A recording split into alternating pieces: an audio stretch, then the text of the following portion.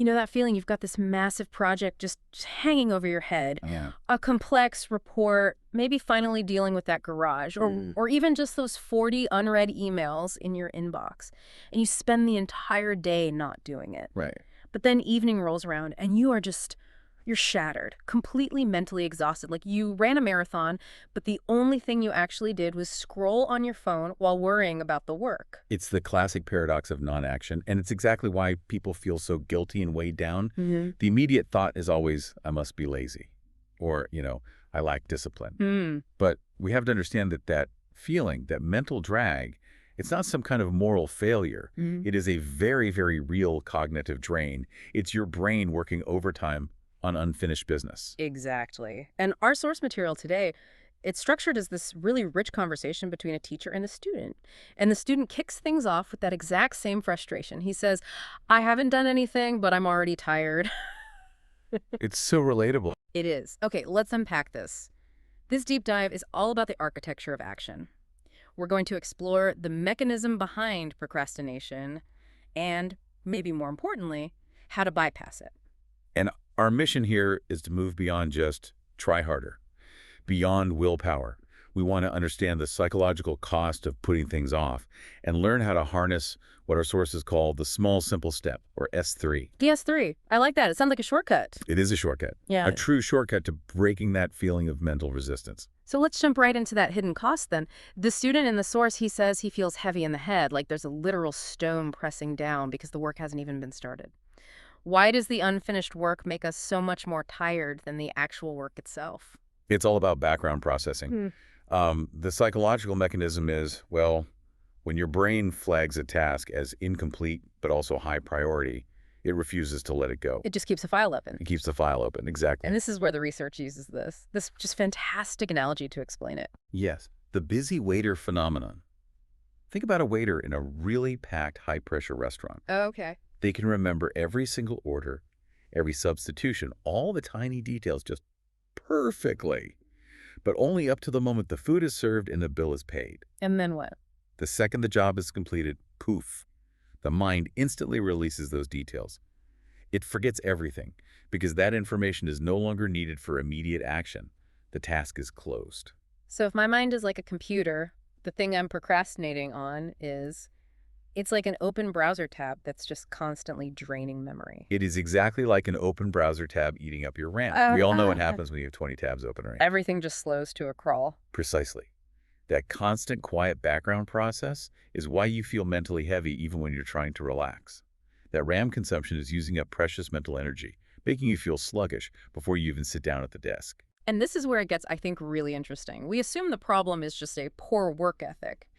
But the sources suggest that procrastination is often a response to being in overload, not being lazy. That is such a crucial distinction. It shifts the entire mindset. When your mind looks at the entire project, that huge goal, that mountain of work, it perceives it as a threat, an insurmountable wall. So it's a fear response. It's a pain response. Yeah. And the brain's natural reaction to perceived pain or overload is to flee, to avoid it, to get that immediate short-term relief. Which leads directly into the next trap. Guilt. Self-condemnation. You avoid the task, you get that brief little hit of relief, but then the guilt just floods in. And the sources are so emphatic about this that guilt is utterly destructive. It just piles emotional weight onto a task that was already heavy. It exhausts you even more, but, and this is key, it does not motivate you. So it actually depletes the very mental resources you need to start the work. It's a vicious cycle. So if steel discipline isn't the answer and beating ourselves up doesn't work, we need a system that just circumvents that whole emotional battlefield. That seems like a tall order because our default is always to demand this massive jump, right? Yeah. We wait for some revolutionary moment of inspiration. We wait for a miracle. Yeah. But life, and especially behavioral change, it just doesn't operate in massive leaps. It operates via small steps. Okay. And we have to understand this simple underlying principle for action. The teacher in our source breaks it down. Behavior happens only when three things are present at the same time. The formula. The formula. It's motivation plus ability plus trigger. And we tend to focus like 90% of our energy just waiting for the motivation part to show up. But that's only a third of the equation. Yeah. And even more critically, we misunderstand the ability part. Let's say you're a skilled writer with a report due. You obviously have the skill to do the work. But in this formula, ability isn't about your skill level. It's about friction. It's about whether the task feels simple enough to do right now with minimal resistance. That makes so much sense. Just the phrase, write a 10-page speech, creates immediate friction. My brain senses danger and just decides, nope, that's too big for right now. Exactly. The brain assesses difficulty by feeling, not by cold logic. If it feels overwhelming, the brain avoids it. It's a defense mechanism. So the secret is to make that initial task so simple that the brain doesn't sense any danger at all. And that's the S3. That is the S3, the small, simple step. So the S3 has to be the smallest, the simplest, the absolute least energy-intensive step possible. But it still has to be pointed towards the goal. You have to make it impossible for your brain to say no. Right. You take that massive, high-friction task like write a 10-page speech, and you just shrink it. You shrink it down until it feels insignificant. Okay, can you give us some real, concrete S3 examples for tasks that feel huge? Absolutely. For that 10-page speech, an S3 could be literally just opening the document and typing today's date. That's it. For a huge organizing task, the S3 is put away one single item and stop. One item. One item. If you want to start a workout, the S3 is put on your running shoes. That's the whole task. You are officially allowed to stop right there. But wait, if I only put on my shoes, have I actually done anything useful? It feels negligible. Doesn't that just dilute the motivation I need for the real work? But this is the crucial counterintuitive point. It doesn't dilute anything. It solves the actual problem, which is inertia. Immobility. Resistance. The resistance. That tiny step breaks the massive initial barrier. Yeah. Once you're in motion, continuing is exponentially easier. Your mind relaxes because that wall of resistance has been breached. And crucially, once you take that S3, you create that verifiable feeling of, I have started. And that is what instantly frees up the RAM. The mental tension it drops. Because the mind can now look at that open tab and say, okay, the process has begun, it's active now, you feel lighter, and paradoxically, you now have the mental space to do the next step. So action creates the motivation, not the other way around. The inspiration follows the initial push, always. This makes so much sense for big projects, but it also applies to our daily actions and habits, right? We think of habits as requiring this intense effort, but they're mostly just the automatic mode of our lives. That's right. Brushing your teeth, reaching for your phone when it buzzes. Yeah. A huge portion of your day requires zero conscious thought. And that automatic mode is all governed by the habit loop. And the habit loop, it's this universal four-part cycle. It is. It starts with a sign or a cue, which leads to a craving, which then triggers the action and finally gives you the result or a reward. It's the same structure for good habits and bad ones. Okay, let's use a real-world bad habit. Snacking late at night. Okay. The cue might be sitting on the couch after 9 p.m. The craving is that desire for flavor, or maybe just a little stimulation. The action is walking to the pantry. The result is that immediate satisfaction. So most people try to break that habit with sheer willpower. They just try to stop the action. But the research says that usually fails because, what, the brain hates a vacuum? Well, brain hates a void. The smarter strategy is replacement. You keep the cue, but you substitute the action. So if the cue is sitting on the couch after 9 p.m. The replacement action needs to satisfy that craving for stimulus without the downside. It has to be low friction. So it'd be drink a big glass of cold water or chew a really strong piece of gum. Something that satisfies the physical sensation. Exactly. Or even do 10 seconds of stretching. The key is choosing a substitute that is so easy you don't start that big internal battle we talked about. And beyond the loop itself, there's the environment. The source calls the environment the invisible hand that guides our actions. What does that mean in practice? It means we can use environmental design to basically hack the ability part of that formula. We are all wired to choose the path of least resistance. Of course. So to make good habits easier, you remove friction. You lay out your gym clothes the night before. You put that important report right on top of your closed laptop so you can't ignore it in the morning. And for bad habits, you add friction. If you're always checking your phone first thing, you move the phone across the room. Yes, that extra friction of having to physically get up and walk, it's often just enough to break that automatic loop.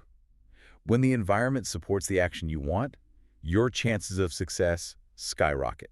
And you don't have to rely on motivation, which, may or may not show up on any given day. This all sounds so systematic and encouraging, but I mean, everyone listening has probably tried and failed at this before. What about when we slip up? When we fall back into old habits? This might be the single most critical takeaway. the mindset shift. The biggest failure is not failing at the task. Slip-ups are going to happen. They are part of the process. The biggest failure is the act of self-condemnation that follows. That internal voice. Why am I so useless? I always do this. Yes, that self-mashing just adds this heavy emotional weight to a job that was already heavy. So now you're fighting two separate draining battles, the battle with the work and the battle with yourself. And that second battle is the one that truly exhausts you. So the advice is self-kindness. Not as some fluffy concept, but as an actual efficiency measure. Don't pour more fuel on the fire. Acknowledge the slip, no judgment, and then immediately pivot. Reset to the S3. Don't waste energy on guilt, because we've already established guilt doesn't motivate, it only drains the RAM. Okay, let's summarize. Let's do the 5 key life lessons from this deep dive, the takeaways you should really write down. Number 1, when you're facing a mountain of work, don't ask, how do I finish everything? You ask, what is the smallest possible step I can take right now? Number 2, when you feel that exhaustion from procrastinating, recognize it. See it not as a character flaw, but as the signal that an unfinished task is eating your RAM. That feeling is a cognitive cost. And 3, the guaranteed way to release that RAM, to lower that mental burden, is to use the S3 principle. Just break the inertia. 4, to change a habit, focus less on pure willpower and more on redesigning the cue and the environment. You want to make the good action the path of least resistance. And finally, number 5, never, ever wait for perfect motivation to show up. Small action creates new motivation. You act first, and the inspiration follows. Remember, consistency in small steps is so much more powerful than short bursts of intensity you can't sustain. That is just a powerful set of tools. It explains why the struggle happens and gives you the psychological cheat codes to get past it. So our encouragement to you is to apply this S3 principle right now, today, to one task you are currently putting off, just one, to find that small, simple step. Maybe it's putting one dish in the dishwasher or opening a new email and just writing the subject line. And do it, just the S3. And here's your victory condition for today. Even if you only do that one tiny step and then stop, you have won. You won the battle because you broke the inertia, you freed up some RAM, and you've created a zero-friction starting point for tomorrow. You know, the ultimate irony of life is that so many of us wait for this grand enlightenment, this one revolutionary moment that's going to change everything. But real, lasting transformation, it happens through a steady accumulation of these small, seemingly insignificant steps, the kind of steps we usually overlook or even scorn. Genius isn't just a gift. It's the result of daily, low-friction accumulation. So take that step, free up that mental tab, and if you know someone else who is just exhausted by all the things they haven't done, share this idea with them. Maybe you can help them reset their RAM and finally get a good night's sleep.